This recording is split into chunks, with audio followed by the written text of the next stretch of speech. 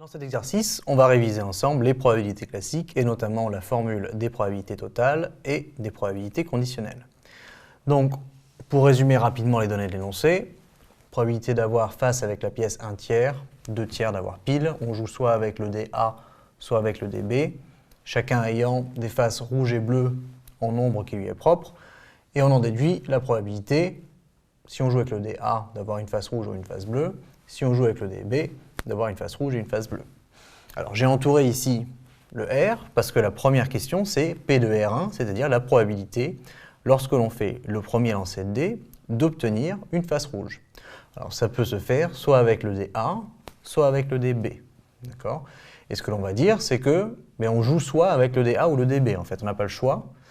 Et à partir de là, on peut dire que le système A et B est une partition de l'univers, ça c'est la façon de l'appeler qu'on utilise en terminale, mais en prépa, on préfère appeler ça un système complet d'événements. Alors dans l'idée, c'est la même chose, simplement c'est une question de vocabulaire. Système complet d'événements, c'est un petit peu plus précis. Et on va dire que A et B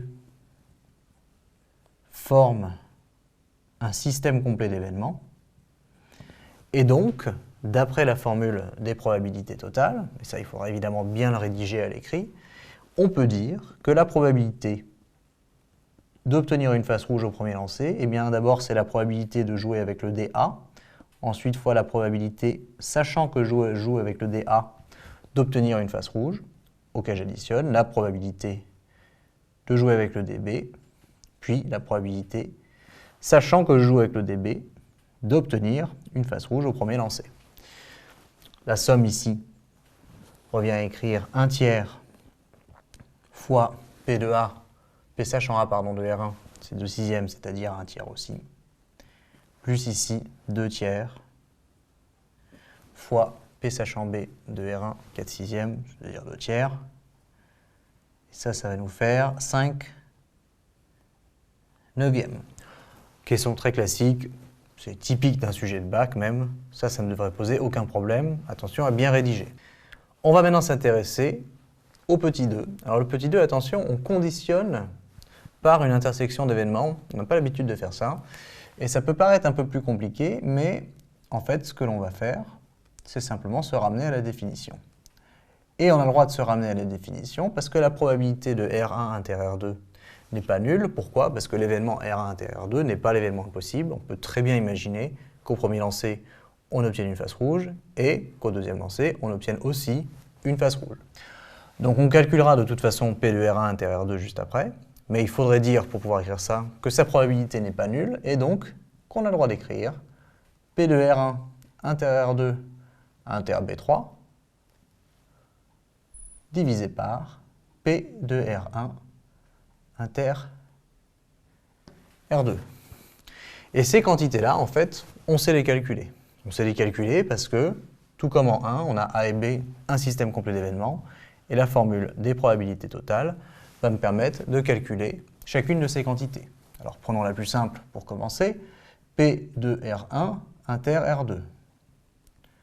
Eh bien, c'est tout simplement la probabilité de jouer avec le dé A, puisqu'une fois que je joue avec un dé, je n'en change plus.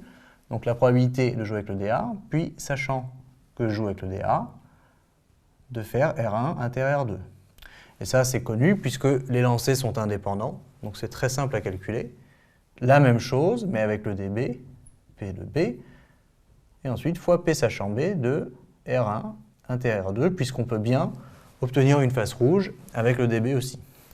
Alors ça nous donne quoi? Ça nous donne 1 tiers fois R1 puis R1.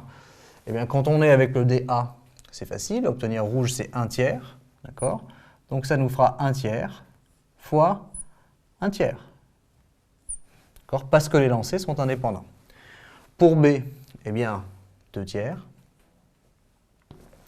Ensuite, que multiplie la probabilité d'obtenir une face rouge avec le dB qui vaut 2 tiers, et ceci 2 fois, puisque les lancers sont indépendants. Alors tout ça, ça se calcule, ça nous fait 1 ici, 2 fois 2, 4 fois 2, 8, et ça va nous faire 9, divisé par 3 fois 3, 9, fois 3, 27, donc ça va nous faire 9 sur 27, ou encore 1 tiers. Donc, on a le dénominateur.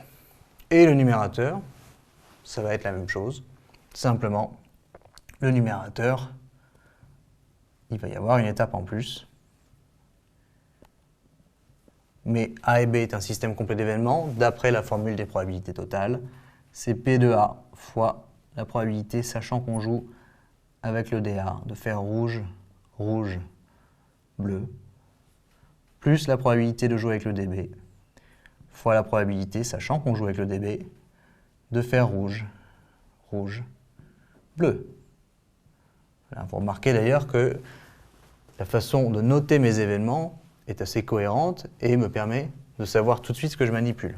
Donc, pensez à bien noter, à bien nommer vos événements si vous avez la liberté de le faire. Alors P de A, ça n'a pas changé, c'est toujours 1 tiers. Et sachant qu'on joue avec le dA, on veut faire rouge, rouge, bleu, les lancers sont indépendants, donc c'est 1 tiers, 2 tiers. Donc c'est 1 tiers au carré pour R1 intérieur 2 fois 2 tiers. Plus ensuite, la probabilité de jouer avec B, c'est toujours été 2 tiers, donc ça ne change pas. Ensuite, on veut faire rouge, rouge, bleu. Donc rouge, rouge, bleu, eh bien c'est 2 tiers au carré pour R1 intérieur 2 fois 1 tiers. Et on va obtenir, une fois qu'on a fait tout le calcul, donc ce sera sur 81 déjà, et ça doit nous faire 10 de mémoire, 2 fois 2, 4 fois 2, 8, plus 2, 10. Donc 10 sur 81.